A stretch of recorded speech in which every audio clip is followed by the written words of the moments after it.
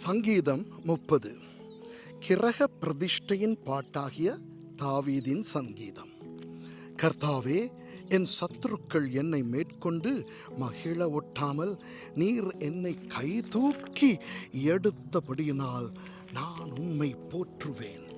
என் தேவனாகிய கர்த்தாவே, உம்மை நோக்கி கூப்பிட்டேன், என்னை நீர் குணமாக்கினீர். கர்த்தாவே, நீர் என் ஆத்துமாவை பாதாளத்திலிருந்து ஏறப் பண்ணி நான் குழியில் இறங்காதபடி என்னை உயிரோடே காத்தீர். கர்த்தருடைய பரிசுத்தவான்களே, அவரை கீர்த்தனம் பண்ணி அவருடைய பரிசுத்தத்தின் நினைவு கூறுதலை கொண்டாடுங்கள்.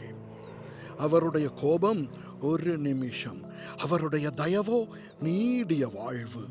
சாயங்காலத்தில் அழுகை தங்கும், விடியற்காலத்திலே களிப்புண்டாகும். நான் ஒரு காலும் அசைக்கப்படுவதில்லை என்று என் வாழ்விலே சொன்னேன். கர்த்தாவே, உம்முடைய தயவினால் நீர் என் பர்வதத்தை திடமாய் நிற்க பண்ணியிருந்தீர். உமது முகத்தை நீர் மறைத்து கொண்ட போதோ நான் கலங்கினவனானேன்.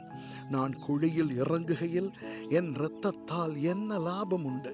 புழுதி உம்மை துதித்து உமது சத்தியத்தை அறிவிக்குமோ? கர்த்தாவே, நீர் எனக்கு செவி கொடுத்து என்மேல் இரக்கமாயிரும். கர்த்தாவே, நீர் எனக்கு சகாயராயிரும் என்று சொல்லி, கர்த்தாவே, உம்மை நோக்கி கூப்பிட்டேன், கர்த்தரை நோக்கி கெஞ்சினேன். என் புலம்பலை ஆனந்த கழிப்பாக மாறப் பண்ணினீர்.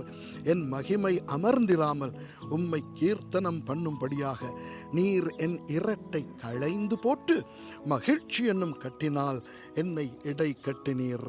என் தேவனாகிய கர்த்தாவே, உம்மை என்றென்றைக்கும் துதிப்பேன். ஆமேன்.